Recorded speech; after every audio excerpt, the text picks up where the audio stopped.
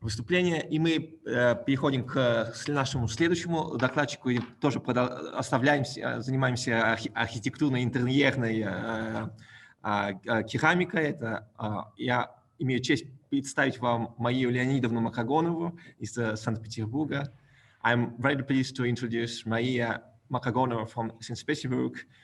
Maria, please share your screen, and I'm very curious on your presentation. Very nice to see you. Thank you, Ivan. My present lecture deals with the subject that is not known very well and not studied very well: Russian painted stove tiles of the 18th century.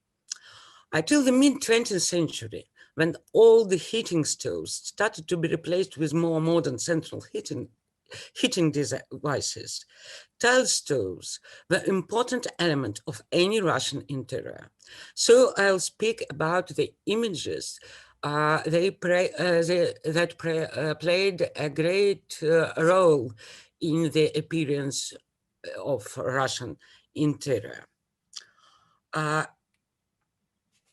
From the late 16th century, when tiled heating stoves entered Russian life, to the beginning of the 18th century, tiles were decorated with relief. Everything changed in Peter the Great epoch, when the turn to Western European way of living affected the interior design as well. Russian nobility was carried away by new styles of decorations.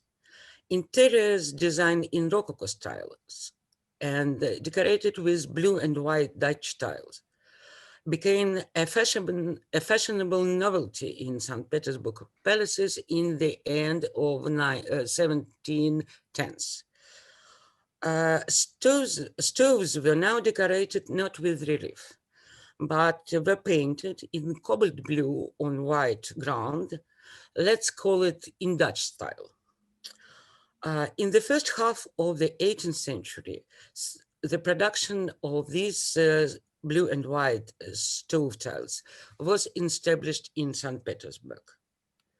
Until the mid-18th century, a heating stove lined with white and blue tiles was almost the main element of Russian grand interior. I should note that these stoves were beautiful, but in large rooms, they were of little use. Several authors from Empress Elizabeth epoch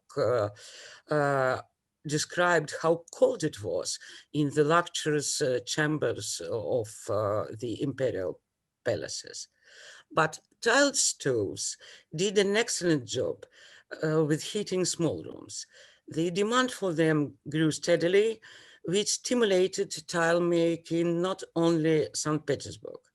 Moscow and Russian provincial towns were developing their own schools of tile art, of course influenced by St. Petersburg fashion for stove tiles with pattern decoration. Apparently, blue and white stove tiles did not always meet expectations of customers from different provinces.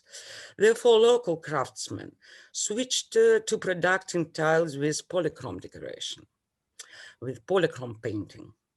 Starting from the second half of the 18th century, production of tiles adorned with elaborate design began in Moscow and in central Russia, in such towns as Kaluga, Великий Устюг, Kostroma, Uglich, Balachna. Decorative motifs of this painting, however, remain unchanged until the early 19th century.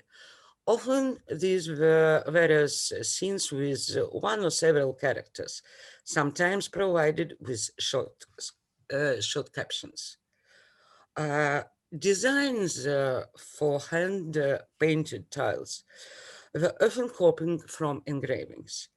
These were various emblem books, suits of engravings on mythological or biblical subjects, illustrated editions of Ovid or Aesop's fables that were published in European countries or in Russia, where the art of etching was rapidly developing.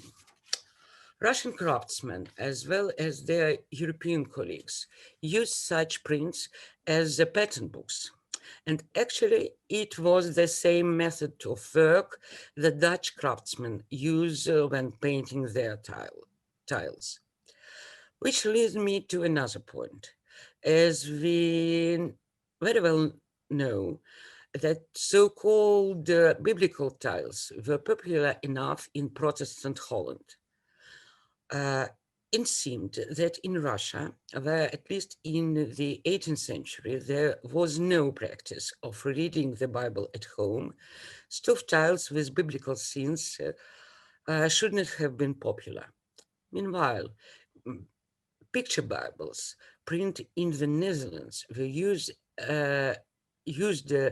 as pattern books in painting Russian stove tiles almost as often as in painting Dutch tiles. One of the most famous European picture Bibles of that time was so-called Piscator's Bible, printed in Amsterdam by engraver and publisher Klaas Jansen Wischer, who called himself in Latin manner Piscator. It was first published in 1639 and later was repeatedly reprinted.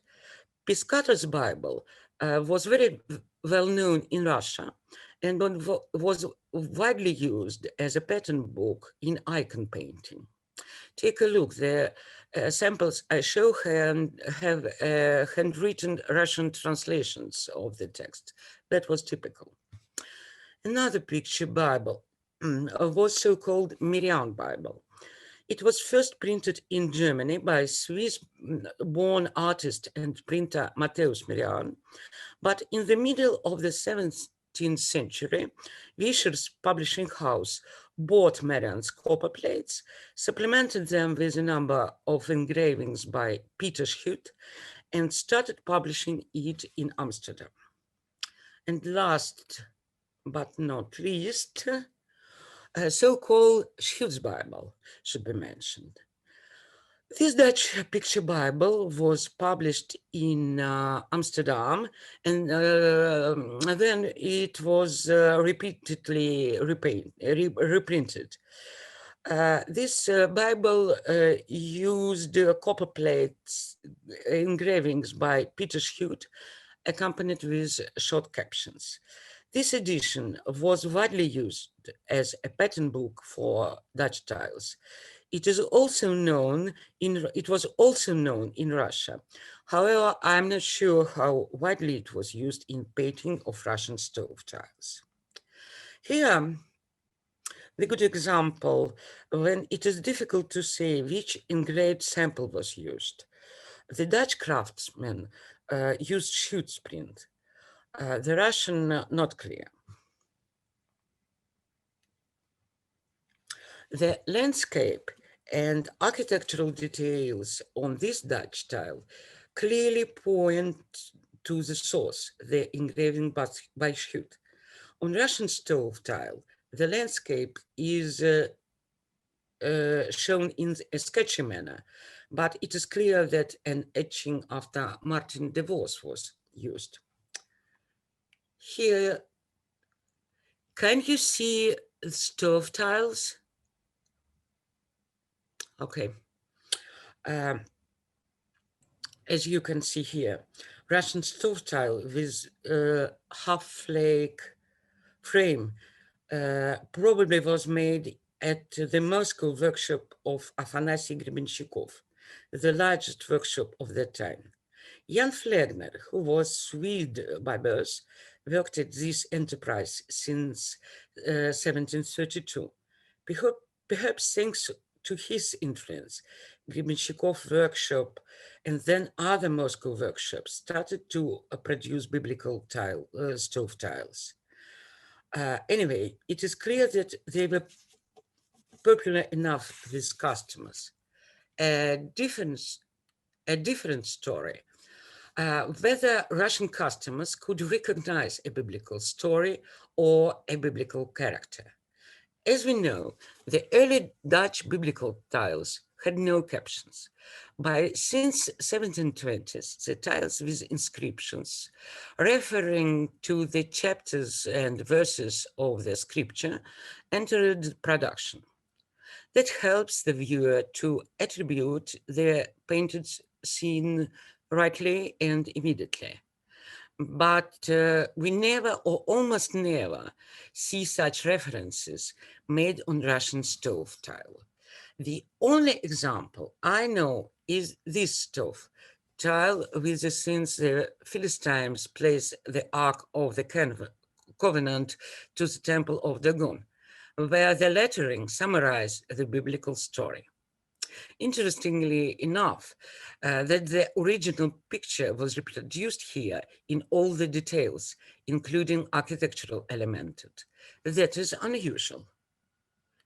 This is one of these few examples where the original scene is reproduced with details. However, curiously enough, that the same etching was used to the painting of this stove tile, but only one character was depicted, so the biblical message was lost absolutely. Here, the main characters from the original picture, including a dog, seems to be represented, but interesting transformation is made. One of the brothers was transformed to a woman. So the biblical scene was turned into a scene from everyday life. This is not an amusing incident, but a trend. As I already mentioned, the biblical references usually were not painted on Russian biblical tiles, but stove tiles with captions had a wide distribution. Here, the tile with the departure of the prodigal son is provided with the inscription "Еду в путь свой скоро." I'm hurry away. Well, perhaps prodigal son was leaving his father's home in a hurry, but the inscription is clearly not helping to attribute the depicted biblical signs. Sometimes such captions do not only don't help the viewer to recognize the representation of the biblical story, but lead away from it. The image on this stove tile described "Храбрый воин," brave warrior. Absalom was really a brave warrior, but the original etching depicts not his bravery, but his tragic death. This image of a child with a sheep taken from or Matthäus Marian etching or from the print in Pescata's Bible is inscribed "Кормлю овечку свою," I feed my sheep. This image was very popular, with caption or without it. It perceived as a scene from everyday life, just an image of a child and his pet. The inscription on the tie on the left, "Только едино у меня," only my joy. To the right, "Питаю его для охоты," I feed it for my hunt. I'm afraid a sheep was mixed with a dog here. Another example. The painting on this tile is very amusing. The main characters of the biblical scene, Father Isaac, who blessed Jacob instead of his brother, are not shown. We can only see Rebecca and read the caption, "Мой дом лучше других," my house is better than others. And along with this, a sideboard with a picture and a plate on it behind Rebecca's back was turned into a house, the one she is proud of. But the picture and the plate are still there, only now they are on the roof. We will hardly find a match for many of Russian stove tiles based on Dutch biblical prints among Dutch biblical tiles. Russian craftsmen loved to show not central characters taken from the original engraved images, but staffage figures. And the captions emphasize an entirely secular treatment of these images. Here the inscription "Put наш далек," it's far to go. This is another popular motif, and it is inscribed "Хочу наполнить," I want to feel it. And here I want to make a comment. The tiled stoves of the 18th century have hardly survived in their original forms. The museums collect separate tiles, and we never know their place in the original compositions. So it is possible that originally some scenes could be composed of two or more tiles, as I show here.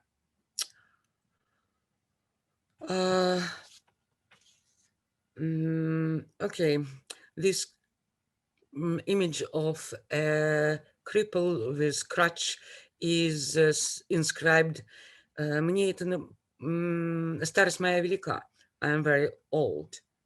And this one, родное наше с нами, our dear one is with us. It should be mentioned that two last stove tiles are based on the scenes from the Book of the Apostles, and that is a rarity. Russian craftsmen usually used images from the Old Testament.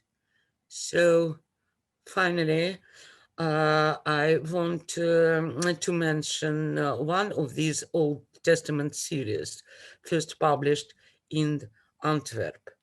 Perhaps these etchings were later reprinted, or they also could be binded to one of the picture Bibles and thus came to Russia. I met only 3 tiles based on the etching from this edition. So I touched only one subject connected with Dutch biblical engravings in my talk. Dutch prints and Russian stove tiles is a broad theme, and it is a subject for further research. Thank you for your attention.